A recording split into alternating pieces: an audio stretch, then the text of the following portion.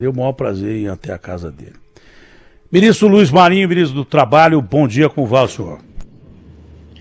Bom dia, Datena, um prazer enorme falar contigo, cumprimentá-lo pela audiência, cumprimentar os ouvintes, as ouvintes, lembrar que nós estamos aí no mês de março, hoje 6 de março, depois da manhã, Dia Internacional da Mulher, então o mês de março tradicionalmente é chamado aí do mês da mulher. Então um abraço especial a todas as mulheres ouvintes aí do teu programa, que te prestigia todos os dias. Parabéns mais uma vez pela audiência, estou à tua disposição, Datena.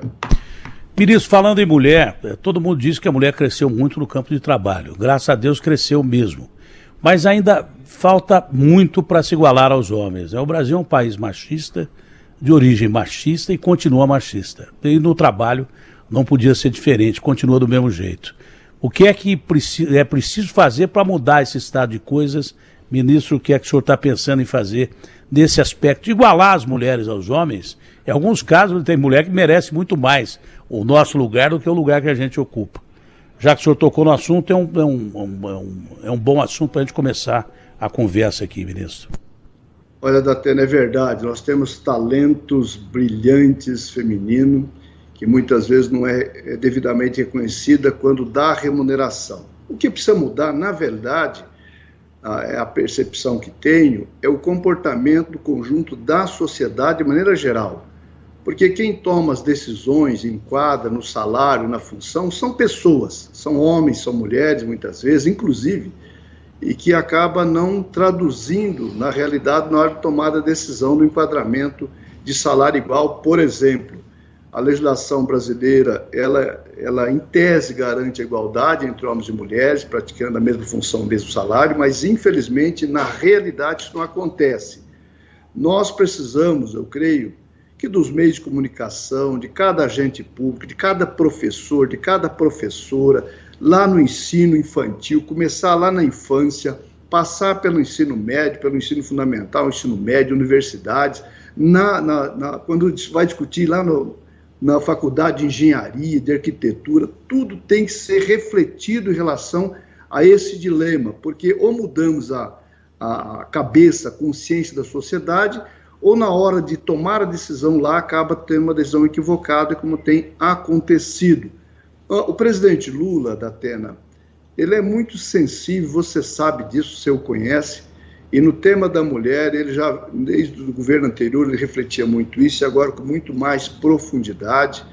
Ele vai assinar um projeto de lei na quarta-feira, Dia Internacional da Mulher, para encaminhar ao Congresso Nacional, um projeto de lei propondo, de forma um projeto de 4 parágrafos, para dizer 4 artigos, 3, 4 artigos, para dizer o seguinte: salário igual, função igual, salário igual entre homens e mulheres, chova, faça sol, sob pena da fiscalização, autuar, enfim. É mais um esforço no sentido de, já que não vai no amor e na dor, mas é preferível que vá no amor. É preferível que as pessoas, que os gestores, os departamentos de recursos humanos, os gerentes, os diretores, o dono das empresas, mande uma ordem: olha, se é função igual, salário igual. E muitas vezes, né, Datena, vem aquele preconceito exagerado, dizendo: olha, como a mulher tem licença maternidade, não pode ter o mesmo salário, ou coisa parecida, não tem a mesma produtividade. Muitas vezes as mulheres produzem mais que os companheiros homens, parceiro de trabalho ali, enfim. Um jeito de resolver isso, Datena, seria implantar no Brasil condições igual entre homens e mulheres na responsabilidade, porque nós sabemos que quem cuida das crianças na escola, as mulheres. Se um filho, a escola liga, dizendo: olha, houve um acidente aqui, um acidente com o seu filho, com a sua filha, quem sai correndo para socorrer? A mulher. Então, de repente, dizer assim, os homens também têm essa responsabilidade. É um jeito de provocar o debate, é o que nós estamos procurando fazer. Ministro, a aberração que nós vimos no Rio Grande do Sul foi uma aberração.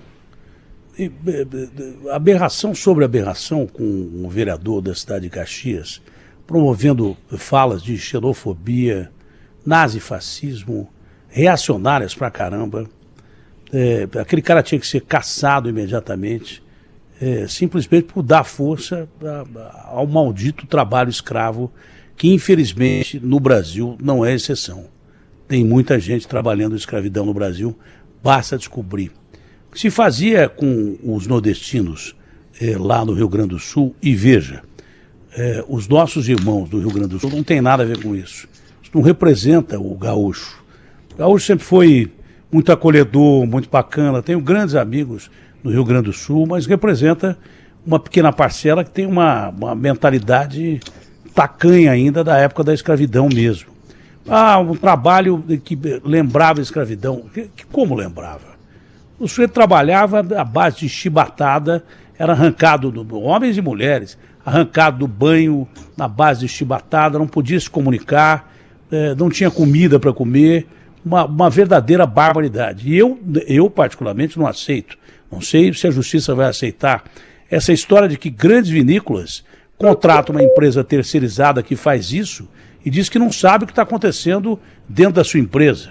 Se você não sabe o que está acontecendo na sua empresa, produzindo vinhos até de qualidade de competição internacional, é uma calamidade. Você não terceiriza a escravidão nem a desumanidade, você tem que fiscalizar quem você contrata. Mas como é que o Ministério viu isso? O que é que o Ministério está fazendo para evitar que novos casos como esse permaneçam impunes, porque tem que ter uma punição exemplar, e até que ponto essas pessoas vão pagar por isso, desde o cara que contratava e mantinha os nordestinos, os baianos, de uma maneira absurdamente lamentável, até os representantes dessas vinícolas aí, os donos, que, a meu ver, são responsáveis sim. Olha, Datena, em 2005, quando eu assumi o Ministério do Trabalho, o presidente Lula, lá no primeiro governo, fiquei de 2005 a 2007 no Ministério do Trabalho, eu fui visitar a Confederação Nacional da Agricultura. E os empresários daquela época ficaram assim, nervosos, porque o ministro do Trabalho queria visitar a Confederação Nacional da Agricultura, que na cabeça deles, a priori, não tinha nada a ver essa relação. Eu fui o primeiro ministro, primeiro e único a fazer, e única visita, pretendo fazer uma outra agora, à Confederação Nacional da Agricultura. E fui dizer a eles, olha, não fiquem nervosos, eu vim aqui com bandeira branca, bandeira de paz.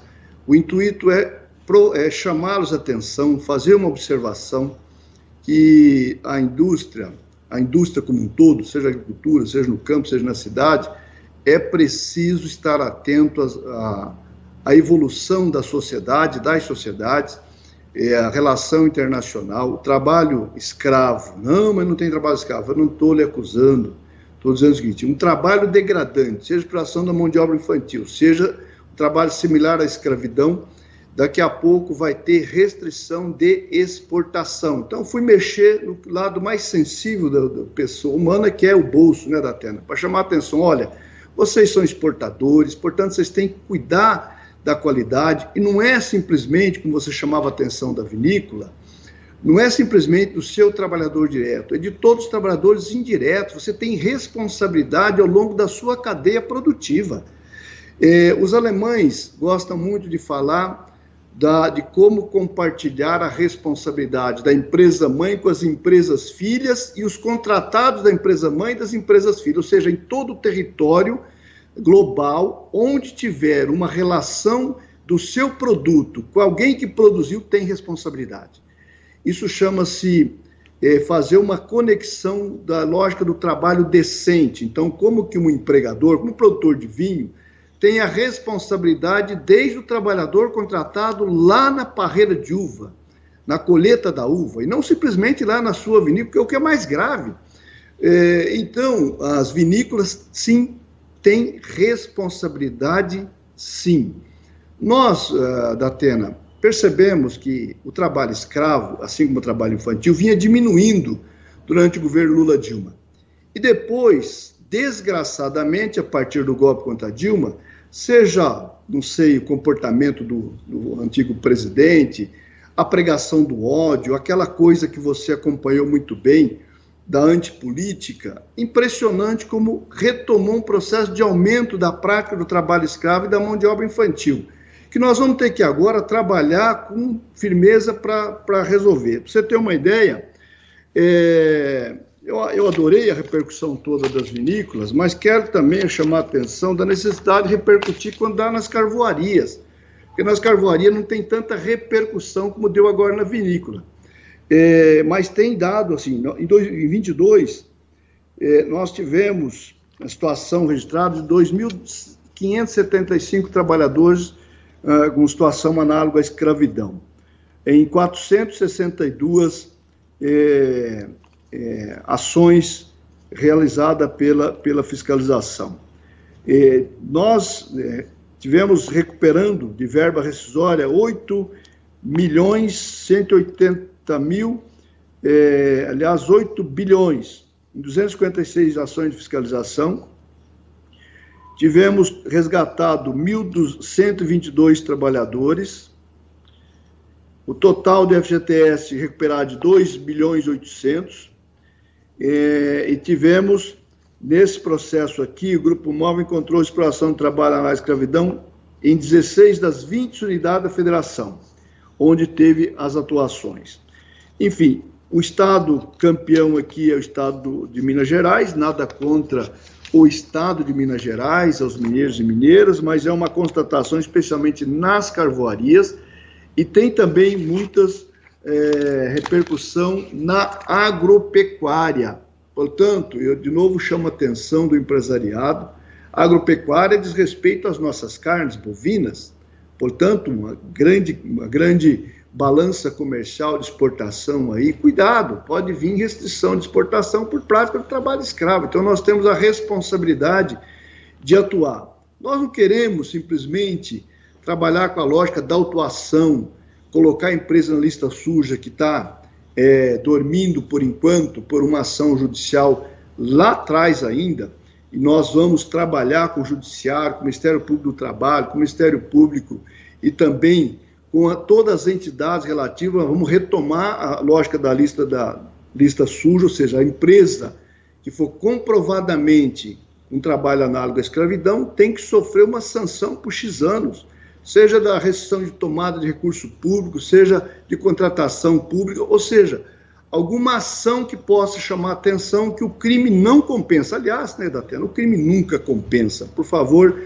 vamos trabalhar para recuperar e, acima de tudo, vamos buscar trabalhar a lógica dos trabalhadores resgatados, Datena, oferecer curso além da rescisão, que é direito legítimo dele, não tem absolutamente nenhum favor aqui, mas oferecer um conjunto de cursos de qualificação, de capacitação, para ver se a gente vai melhorando também a qualidade da mão de obra que nós temos que ofertar nesse processo. Outra ação da Atena que nós vamos tomar, e eu queria elogiar os empresários da cafeicultura, os proprietários, o pessoal do café, me procurou recentemente dizendo o seguinte: nós vamos iniciar a nossa safra agora em abril, de abril a setembro, a safra do café no Brasil inteiro, e precisamos contratar X mil pessoas.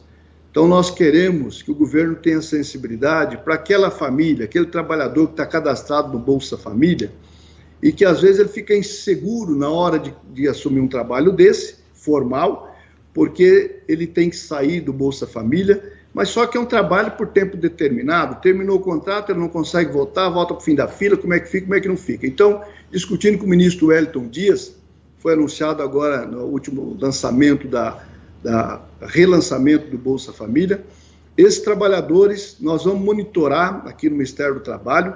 Ele tendo o contrato formal, ele não sairá do cadastro do Bolsa Família, ele simplesmente interrompe o seu pagamento. Ele tem 60 dias de contrato, lá, os 61 dias, ele volta de novo para o cadastro do pagamento do Bolsa Família, de forma a criar uma segurança aqui, até que a gente consiga efetivamente esse trabalho por tempo indeterminado para esse trabalhador, para ele deixar o Bolsa Família. Então, é uma inovação que nós estamos trabalhando para garantir mais formalização no mercado de trabalho. É importante que o trabalhador, ao ser convidado, diga: cadê minha carteira profissional? Quero assinar a carteira profissional, sem ter a insegurança de que depois ele vai ficar na chuva assim que terminar o seu contrato. Olha, não são todos, mas quem escraviza tem que pagar. E se não tem a consciência humanitária do que é tratar ser humano como ser humano, tem que pensar no que o ministro falou aí, que é fundamental. O mercado lá fora, ele é selvagem, e nós vivemos num mundo globalizado. O mercado lá fora quer que o Brasil se exploda. Ninguém é bonzinho com o Brasil. Você tem relação com os Estados Unidos, com China, tudo império. Império quer aproveitar de você. Se de repente ele puder usar uma notícia da vaca louca para baixar o preço, ele vai fazer isso. Com a Inglaterra é diferente. Teve vaca louca na Inglaterra, já imediatamente disseram que era num local específico que não tinha possibilidade de contaminação de rebanho. Aqui não. Aqui simplesmente a China suspendeu a importação da carne do Brasil e representa 61% da exportação de carne do Brasil, que não é pouca coisa. Então qualquer notícia ruim, se você pegar um selo de escravidão em cima desses vinhos, que são altamente competitivos hoje no mercado internacional, você está ferrado. Sua empresa está ferrada. E qualquer empresa está ferrada. O ministro falou da questão da carne. Então, se você não tem o lado humanitário da coisa, não são todos, a maioria do produtor rural, a maioria do produtor agrícola, a maioria dos produtores tem consciência, sabe disso, luta com dificuldade, mas quem escraviza tem que pagar. Porque pode arrebentar com o mercado, não é deles, pode arrebentar com o mercado de todo mundo no setor. O ministro tem total razão disso. Ministro, eu fiquei... Tatena, deixa eu só, antes da tua pergunta, falar dessa coisa da vaca louca, que eu acho que tem muita gente preocupada com esse tema. Recentemente teve um caso no Pará, e que suspendeu a exportação. O Brasil suspendeu a exportação para a China por conta dessa notícia lá. Não sei se você sabe, mas creio que você sabe, você é bem informado. Foi um caso atípico, já constatado no Canadá, além daqui, o teste do Canadá foi concluído na sexta-feira à noite. Portanto, eu creio que a quarta, quinta-feira, segundo o ministro da Agricultura, deve ser retomada as exportações para a China. Estou aproveitando a deixa, porque seguramente tem muitos amigos aí espalhados pelo Brasil afora que estão preocupados com esse tema. Boa notícia, então, a exportação vai retomar em breve, com certeza. Quando isso, ministro? É ótima notícia isso. Eu falei com o ministro Fávaro na sexta-feira à noite. Ele me informou. Liguei para ele perguntando como estava isso, que muitos amigos ligam perguntando se tem perspectiva, se não tem, pequenos proprietários, mas que impacta todo mundo, paralisou o mercado de venda de bezerro, venda de novilha, venda de tudo, seguramente você tomou conhecimento disso, e eles estavam muito preocupados, alguns prefeitos, parou aqui na minha cidade, não se vende mais nada, parou a economia, aqui a cidade, a economia é dependente disso. Então eu fui atrás falar com o ministro, ele falou, eu te informo assim que saiu o teste no Canadá.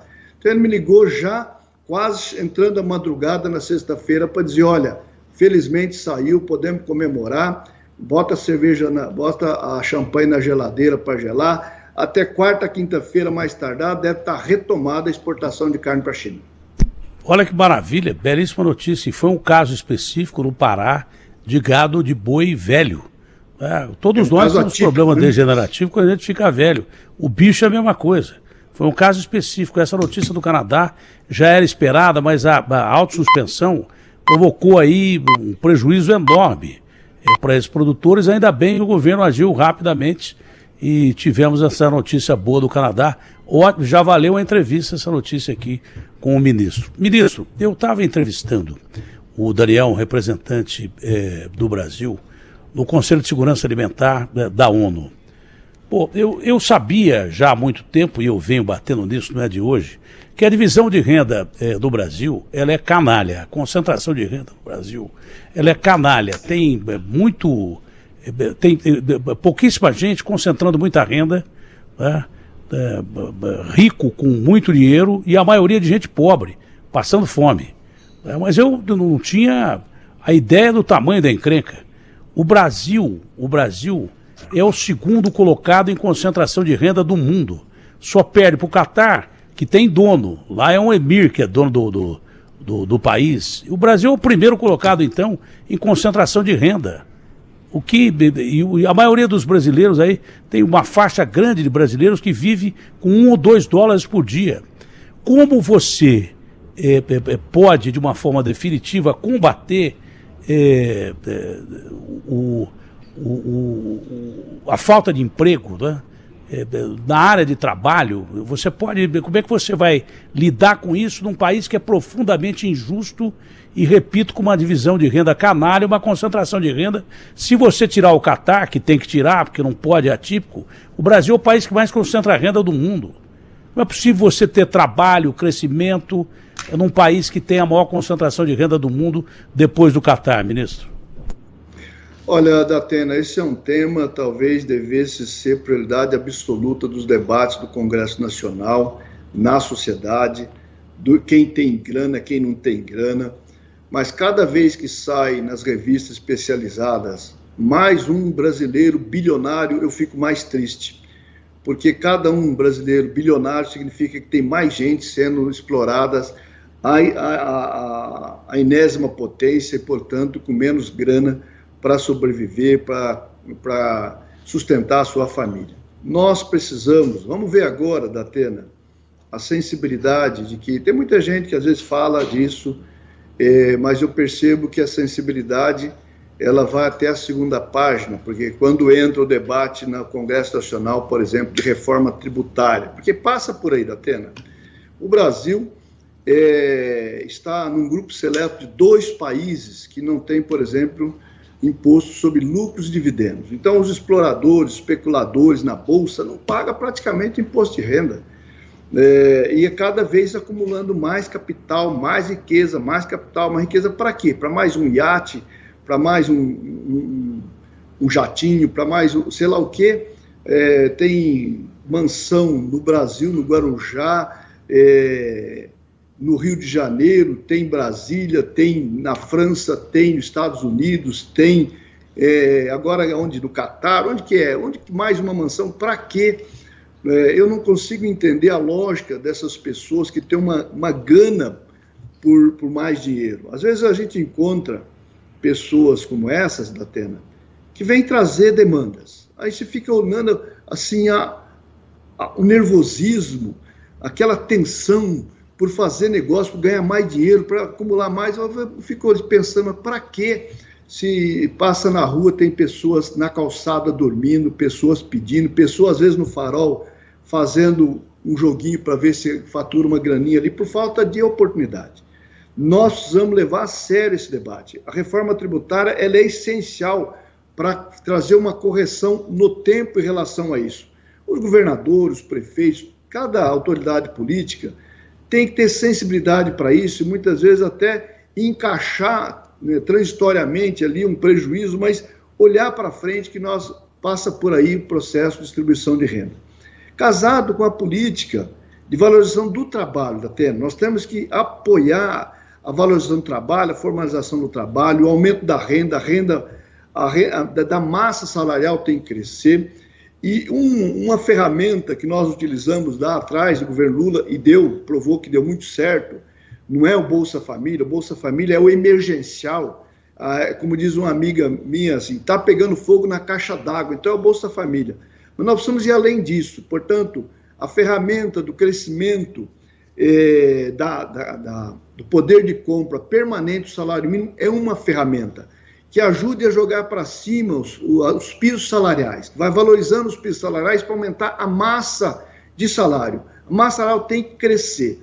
Não tem alternativa para um país como o Brasil, se você não tiver uma grande massa de trabalhadores trabalhando, ganhando bem, recebendo o seu lucro, participação no lucro da empresa, partilhando, participando, dando transparência ao resultado da empresa, e não camuflando a contabilidade, como a gente cansa de ver. A empresa chora as pitangas dizendo que está falindo, você vai ver, o resultado é fantástico, mas a contabilidade está camuflada. Como dar transparência a isso para que os trabalhadores possam ser valorizados? Não há outro caminho se não seja a valorização pelo trabalho. Portanto, a ferramenta do salário mínimo é uma. Nós vamos em breve, o presidente Lula em breve assinará a lei encaminhada para o Congresso, de novo retomando a política de valorização do salário mínimo. É uma das ferramentas. A outra, Datena, é vergonha na cara. Assim, muita gente tem que tomar vergonha na cara quando discute esse assunto. Às vezes a gente se irrita, a gente às vezes desabafa, mas esse é o sentimento. Olha, no fundo é isso mesmo. Agora, se cair a internet, o Agostinho Garrafa continua a entrevista, que a minha internet está ruim. Queria agradecer ao departamento técnico da Rádio Bandeirantes, que colocou a gente no ar, porque eu não ia entrar no ar. Como eu vi que era o ministro que ia falar, eu acho que é o setor mais importante do Brasil hoje, a questão de trabalho, geração de emprego. Eu pedi, por favor, para fazerem o possível para me colocar no ar. Então a internet nossa está meia boca. Não é a qualidade que nós temos aqui, mas eu entendo de uma forma fácil que todo mundo entende. Agora, vamos tentar fazer a pergunta de uma forma fácil que todo mundo entende. Como gerar emprego num Brasil que vive do Brasil colônia ainda? Tá legal, é muito bacana isso, a gente ter exportação de commodity, é legal o nosso agronegócio, é bacana. Commodity é produto in natura, você não precisa de fábrica para isso. Você bota lá de um container e exporta. O Brasil vive um período, mesmo sendo uma das maiores potências econômicas, de um Brasil colônia, de quase que um extrativismo que tem, entendeu? Tanto que você morre de fome no paraíso. Como é que você pode morrer de fome no paraíso? Se você é um dos maiores produtores de tudo, em termos de alimentação do mundo, chama o Brasil de a fazenda do mundo, como é que você pode morrer de fome aqui? E a quantidade de pessoas que morrem de fome no Brasil é incrível, é impressionante, eu não sei como é que salta aos olhos. Então, vamos lá. A razão disso, eu uso muito o exemplo da Petrobras. A Petrobras, que abriu o capital na Bolsa, eu sou contra isso. A Petrobras é uma joia da coroa, devia ser restatizada pelo Lula como? No livre mercado, vai lá e compra as ações de novo, que é uma empresa de segurança nacional. Ficou provado isso durante a pandemia, ficou mais do que provado durante a pandemia. Os caras tendo lucros astronômicos, aumentando o preço do combustível com paridade do barril do petróleo internacional e o povo não tendo dinheiro para comer. Isso gera uma espiral inflacionária que o nosso dinheiro, que já é muito fraco perto das outras moedas, fica mais fraco ainda. Por que não tem emprego no Brasil? Porque não tem indústria do tamanho do Brasil. O Brasil é o maior produtor de quase tudo. Só que não consegue manufaturar produto de petróleo, por exemplo. A gente manda o petróleo mais barato lá fora, e deve ter alguém ganhando com isso, para refinar lá fora, e de repente compra o petróleo, os combustíveis e manufaturados de petróleo, que não é só combustível, é um preço absurdo, é um preço que não dá para pagar. A gente que é suficiente em petróleo. Não tem cabimento uma coisa dessa. O lucro da Petrobras, mas o governo tem uma parte do lucro, é majoritário, mas podia ser tudo. Como é que pode você jogar fora 188 bilhões de lucro? Isso às custas também de aumento de preço injusto, que se fosse do governo seria outra. Mas não é só no caso da Petrobras. A Petrobras não investe um centavo nas 14 refinarias depauperadas que tem, quebradas que tem. Entendeu? Para botar o nosso produto lá fora e importar mais caro. Mas não é só nesse setor. Em quase todos os setores falta indústria. O Brasil tem o maior potencial do mundo. Se tivesse um parque industrial do tamanho do potencial que nós temos em tudo, minério, comida, petróleo e daí por diante, o Brasil estaria importando mão de obra, se quiser saber. E pelo contrário, fica aí com 14 milhões, 10 milhões, 8 milhões, comemora quando chega a 9 milhões de desempregados. Como é possível nesse campo do trabalho você gerar emprego sem ter ajuda, por exemplo, dos bancos agora? Eu acho que o Lula fez bem em enquadrar aquele cara do Banco Central. Eu não sou a favor de luta contra o mercado financeiro, mas o mercado financeiro não pode mandar no Brasil. O cara é presidente do Banco Central, não é presidente do Brasil. O presidente do Brasil é o Lula. Então tem que haver algumas colocações que fiquem bem claras. Em primeiro lugar, só tem uma palavrinha: povo. Enquanto o povo não tiver trabalho, não tem dignidade para comprar sua casa, ter educação, ter acesso à saúde, vai ter que ter auxílio emergencial. A França hoje está propondo um grande acordo hoje, está propondo um grande acordo para que se segure o preço de produtos básicos. Eu, quando falei isso no meio do governo do Bolsonaro, que tinha que controlar a cesta básica, o Paulo Guedes deu um pau em mim e me chamaram de comunista. Comunista é tua tia, tua avó. Eu não sou extremista nem de direita, não aceito essa colocação de direita nem de esquerda. Eu não sou comunista, mas sabia que se não tivesse controle da cesta básica, os caras não iam comer. Não adianta você dar 600 conto pro cara se um pimentão tá R$9. Então, dessa série de incongruências que tem o Brasil, sem conseguir segurar preço, as grandes empresas, algumas já se adiantaram, o Carrefour de lá baixou o preço de tudo, por que não baixa aqui também? Entendeu? E daí por diante. Então, se não houvesse acordo, não tem trabalho. Não tem trabalho, não tem emprego e cada vez mais é o cara da informalidade e cada vez mais vai ter trabalho escravo. Olha, Atena, esse debate da Petrobras, você faz uma abordagem, podia debater Petrobras, debater a reforma trabalhista realizada pelo governo Temer e Bolsonaro, que tudo cabe nessa reflexão que você traz. Mas eu vou falar da Petrobras, que eu acho que é importante que a população entenda de uma vez por toda que a Petrobras ela é uma empresa super estratégica para o debate que nós queremos fazer da reindustrialização. Reindustrializar o Brasil passa fortemente pelo papel da Petrobras. E aí é importante lembrar que, infelizmente, nem todos âncoras, nem todos comunicadores como você, da Atena, têm essa visão sua em relação ao papel da Petrobras e muitas vezes cria um ambiente na população que acaba freando ações que deveria ser muito mais fácil de caminhar.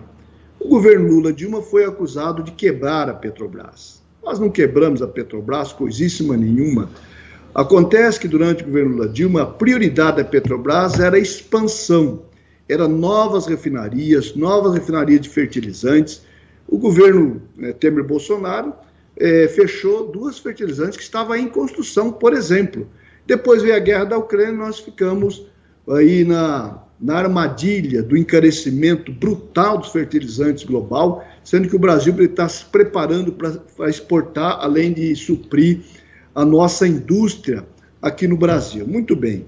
Isso vale para, por exemplo, o refino, como você disse, como ampliar novas refinarias de refino. Mas os acionistas da Petrobras reclamam, porque se você prioriza investimento, sobra menos para o lucro e dividendos. Ora, pois, se você está insatisfeito com as ações da Petrobras, coloca as suas ações à disposição do mercado que o governo compra de volta.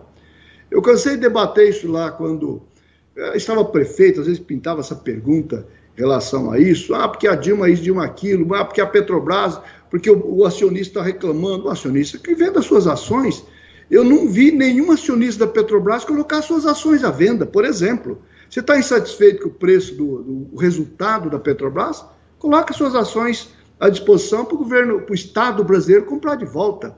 Eu concordo plenamente com você. O ideal era a gente criar as condições de o Estado brasileiro ampliar suas ações da Petrobras, ter mais domínio das decisões da Petrobras, porque a Petrobras foi a empresa que mais dividiu lucro e dividendo no mundo o ano passado. É um tapa na cara de cada brasileiro e brasileira. Mas o governo ganhou. O governo ganhou, mas o Estado pressupõe que o resultado dele seja investido em saúde, educação, infraestrutura, vira algum investimento. Agora, quando é para o cidadão lá, acionista individual, ele vai investir em mais um jatinho, mais um helicóptero, mais um isso, mais um aquilo, que não gera um emprego muitas vezes. E a Petrobras, repito, ela é uma empresa altamente estratégica para o processo de reindustrialização no país. Uma outra coisa, Atena, eu falava, quando o ministro Guido Mantega, uma vez, eu falei para ele, Guido, o que explica a gente incentivar exportação de minério a zero de exportação, imposto de exportação, não tem 1 centavo de exportação. O que uma empresa de minério gera, além dos empregos gerados, e muitas vezes é muito mecanizado, não já há tantos empregos assim, e qual a contribuição, portanto, que ele dá para a economia brasileira? Exporta o minério in natura, que volta em aço, que volta em produtos manufaturados, ou seja, os empregos, bons empregos, estão sendo gerados lá fora, e nós estamos ajudando numa competição, muitas vezes, desleal com o Brasil, no Parque Industrial que você se referiu, que eu concordo plenamente, nós precisamos provocar um debate nesse processo de reindustrialização, como trabalhar, a mesma coisa do couro blue. Eu era ministro do Trabalho, uma vez o ministro, se eu não me engano, não sei se era o Miguel Jorge ou Furlan, me convocou para uma reunião da Camex, porque estava pautado a diminuição, o Fernando Henrique tinha feito lá a diminuição das alíquotas de exportação, e estava mais um degrau para baixar a exportação do couro blue. O couro blue é o principal couro para calçado, para cinta, enfim, para as bolsas das madames, enfim. E eu disse, olha, eu sou plenamente contrário à diminuição da exportação do couro. Ah, mas aí, os coureiros estão reclamando, estão pressionando. Os coureiros, evidentemente, para ele pouco faz diferença, mas para a economia brasileira faz muita diferença. Para a indústria de calçado de Francas, para a indústria de calçado do Ceará, para a indústria de calçado do Polo lá do Rio Grande do Sul, faz muita diferença em diminuir ou não diminuir o imposto de exportação. Portanto, se aumentar o imposto de exportação, vai ajudar a indústria brasileira. Ah, mas é autoproteção. Vamos fazer o equilíbrio ali. Agora, o que não pode é desequilibrar em desfavor da indústria brasileira, do trabalho brasileiro, do parque industrial brasileiro. Nós precisamos equilibrar esse processo. Porque muitas vezes a reação do Paulo Guedes, que o Paulo Guedes, com todo respeito, eu não conheço um cidadão mais entreguista do que na história do Brasil do que foi esse Paulo Guedes, né? Entre outras coisas que não dá para a gente afirmar, porque para afirmar tem que provar, porque se provar, esse cidadão vai para a cadeia. Mas deixa para lá, porque não vou fazer nenhuma acusação leviana, o que a gente não consiga fazer. Por exemplo, eu tive na Fiesp, aí estive na Fiesp, estive na Força Sindical, na reunião com os trabalhadores da área de pneus, da área de borracha. Aí eles trouxeram o empresário da área de pneus. Veio dizer, ministro, por favor, nos ajude, porque no finalzinho, um ano antes de terminar o governo Bolsonaro, no meio da pandemia, ele baixou a importação de pneus de caminhões. Isso acabou, o pneu, portanto, que aqui produz emprego e gera riqueza para o Brasil, gera trabalho, enfim, está perdendo competitividade agora com essa redução zero de importação de pneus. Portanto, fica mais barato importar do que produzir aqui. Nos ajude nisso. Mas tem nisso, Datena, tem também nos equipamentos de saúde. Quando um prefeito, um governador resolve comprar alguns equipamentos de saúde, a importação entra zero de importação. O produto produzido no Brasil tem imposto. Então eu falava tanto com o nosso vice-presidente, o Geraldo Alckmin, como falei com o Haddad, nós precisamos revisar essas alíquotas todas de importação e exportação e olhar o nosso parque industrial. O nosso parque industrial ele está sofrendo por decisões tomadas no passado recente em favor de importar. E a exportação nossa está prejudicada muitas vezes, a produção local para suprir o mercado brasileiro está prejudicado, portanto, a geração de empregos está prejudicada. Me ajude a gerar empregos, né? Não é o Ministério do Trabalho que gera emprego, quem gera emprego é a economia, é a empresa lá na esquina, é cada empresa, cada investimento que possa ter. Portanto, essa relação das alíquotas de importação, de exportação, da questão tributária é fundamental para a gente voltar a ter pleno emprego no Brasil. Mas, se Deus quiser, nós chegaremos lá. Ministro, parece que o senhor teve problema com saque aniversário. Como é que pode resolver essa questão do saque aniversário do FGTS?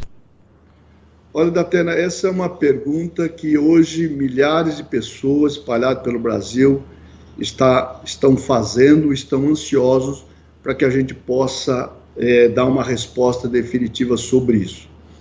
Eu tinha sido informado que eu poderia tomar algumas decisões no Conselho Curador do Fundo de Garantia agora dia 21, mas depois eu fui ler as informações e tomei, infelizmente, conhecimento de que tem coisas que eu gostaria de mexer, que eu dependo de mudança na lei, portanto, dependo do Congresso Nacional, que é exatamente o cidadão, só para os nossos ouvintes entender, vamos imaginar que você tenha lá no seu fundo de garantia R$30 mil, e você aderiu ao saque aniversário. Fez lá o saque aniversário. Só que é mais grave que isso, Datena, depois eu conto essa particularidade do mais grave. Ele fez adesão ao saque aniversário. Lamentavelmente, ele foi demitido dali um mês. Ele volta lá, vai lá na caixa para sacar o seu saldo. Ele está proibido de sacar o seu saldo por 2 anos. Essa medida que eu queria tomar no Conselho dia 21, estou impedido pela norma legal. Portanto, vou ter que oferecer um projeto de lei para o Congresso para mudar isso. Ou seja, todos aqueles trabalhadores que estavam aguardando a reunião do dia 21, porque se pudesse, eu ia dar o direito deles sacar imediatamente todo o seu saldo. No caso desse exemplo que eu falei de R$30 mil, vamos imaginar que ele fez lá o empréstimo consignado, que esse é o mais grave que eu me referi, de R$10 mil. Portanto, ele teria R$20 mil para sacar. Ele não pode sacar hoje, porque a lei o proíbe. Lei que o Bolsonaro encaminhou para o Congresso, que infelizmente o Congresso aprovou. Não é só responsabilidade do Bolsonaro, é responsabilidade de cada congressista que votou a favor das mudanças das regras. Porque, Datena, o Fundo de Garantia tem duas obrigações constitucionalizadas lá em 1967, quando foi instituído. Instituído para substituir a Lei de Garantia de Emprego, a Lei da Estabilidade. Acabar com a estabilidade, criou-se o fundo.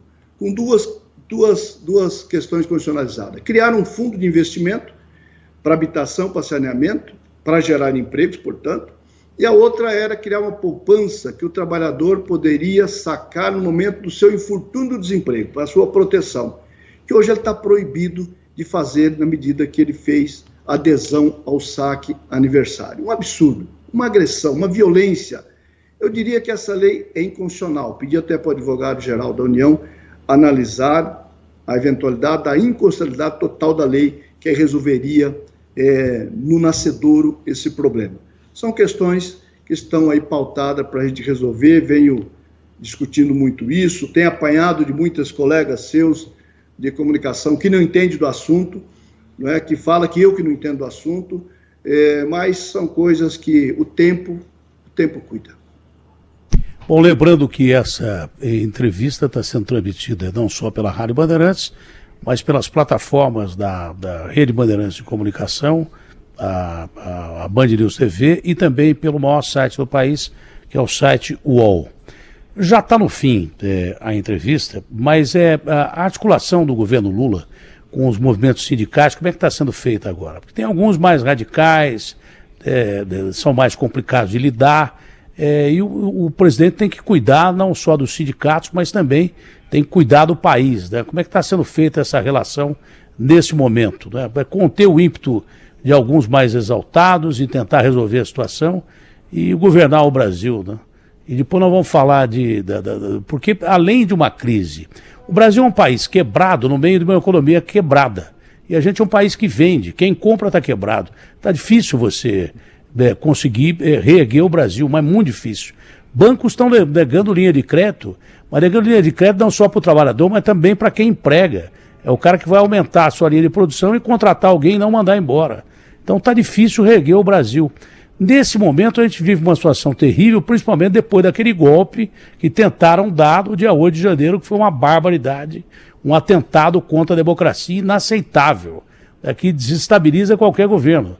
E o Lula reagiu até que muito bem, colocou a devida ordem no país, porque senão o país ficava mais ingovernável. Como é possível você resolver essa história dos sindicatos, conter os ímpetos de alguns sindicalistas que defendem lá o interesse dos trabalhadores, mas também tem que ter calma no momento em que todos nós temos que ter calma, porque a instabilidade é muito grande, não? Olha, Datena, eu, graças a Deus, tenho uma boa relação com o conjunto do movimento sindical brasileiro, dos movimentos sociais. Isso ajuda para que a gente possa ajudar o presidente Lula. No dia 18 de janeiro, 10 dias depois da tentativa do golpe, nós recebemos no Palácio o conjunto das centrais sindicais, onde constituímos um grupo de trabalho, que eu já fiz referência aqui, que é da retomada da política de valorização do salário mínimo, e um outro grupo que está para ser instalado, assumimos o compromisso lá, de discutir a questão trabalhista e sindical. Nós precisamos ter instrumento que fortaleça os sindicatos, que eles sejam altamente representativos. Quando eu falo de sindicatos, estou falando de trabalhadores e de empregadores. E outro grupo de trabalho, Datena, complexo, bastante complexo, mas necessário ser enfrentado, são os trabalhadores de aplicativos, que é uma situação grave, especialmente nas grandes cidades, sem absolutamente nenhuma segurança, sem nenhuma garantia, sem nenhuma proteção por parte das empresas. Muitas vezes, se o trabalhador tem um acidente, vamos imaginar que um entregador de um alimento, sofre um acidente, comunica a sua central, a sua plataforma, diz, por favor, onde você está para mandar um socorrista para entregar o alimento, como é o pedido, tal, está preocupado com a entrega do alimento. Se o trabalhador se machucou, se quebrou, tal, não é a preocupação das plataformas, dos aplicativos. Então nós vamos enfrentar esse assunto, é outro grupo de trabalho, complexo porque não tem uma liderança que o represente de forma total. Então nós estamos aí montando um grupo de representação desse setor, junto com as centrais de CAIS, para buscar fazer um processo de enquadramento às plataformas que respeite minimamente as condições de trabalho, excesso de jornada de trabalho, valorização do trabalho, ou seja, valor da remuneração do seu trabalho e, acima de tudo, previdência social. Tem um dilema, Datena, que parte dos trabalhadores deseja o vínculo. Aqueles trabalhadores que veio antes do Uber, que fazia as entregas, quando começou a nascer a indústria de logística e tal, os chamados motoboys do Sindimoto, eles têm a experiência dos vínculos, desejam o vínculo. Os trabalhadores que vêm agora nessa era moderna do empreendedorismo, porque eu sou empreendedor, e muitas vezes empreendedor de coisa nenhuma, porque o carro não é dele, que ele aluga, ele não dá ordem, ele não faz o conceito, ele não estabelece o valor. Portanto, empreendedor do quê? O empreendedor significa que ele é dono do seu meio de produção, ele estabelece as regras do seu trabalho. Se você não estabelece as regras do seu trabalho, você não é empreendedor. É a situação. Mas muita gente não deseja o vínculo. Até porque, compreendamos, Datena, tem muitos trabalhadores que tem lá o seu trabalho. Vamos imaginar, trabalha na Bandeirante e tem lá as horas de folga depois do expediente dele, ele resolve fazer 2, 3, 4 horas complementar, de forma complementar ao seu salário. Evidentemente que esse trabalhador não caberia vínculo, mas tem a forma autônoma, enfim, tem mecanismo da gente fazer, e nós vamos fazer. Ministro, foi uma boa conversa, eu vi que seu telefone tocou várias vezes, espero que não tenha sido o Lula, mas acho que a conversa foi muito boa. Eu não sei se vale a pena colocar mais alguma coisa, se faltou alguma coisa e o senhor quiser colocar à disposição.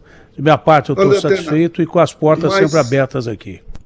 No mais, é deixar um abraço, um forte abraço a você, a todos os profissionais da Bandeirante, aos ouvintes de maneira especial às mulheres, comemoração do mês internacional, e sempre à disposição. Toda vez que você sentir que tem algum assunto no ar pipocando, que cabe a nossa mensagem, pode chamar que eu estou à disposição.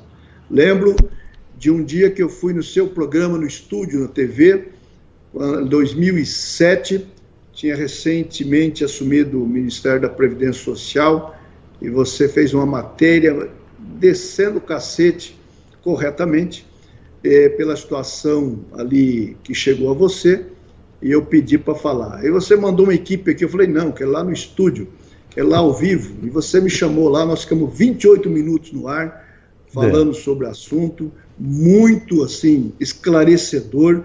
Agradeço imensamente sempre aí ao chamado, em momentos bons e momentos difíceis, estamos à disposição, tá bom, querido? Um abraço forte. Eu agradeço ao senhor pela gentileza, de sempre, tá bom? Ótimo dia, estamos aqui à disposição do trabalhador brasileiro. Tá bom, ministro? Igualmente, valeu. Boa sorte ao senhor aí. Um abraço grande ao senhor. Bom, Agostinho Teixeira e Felipe Garrafa, dá a impressão que foi uma boa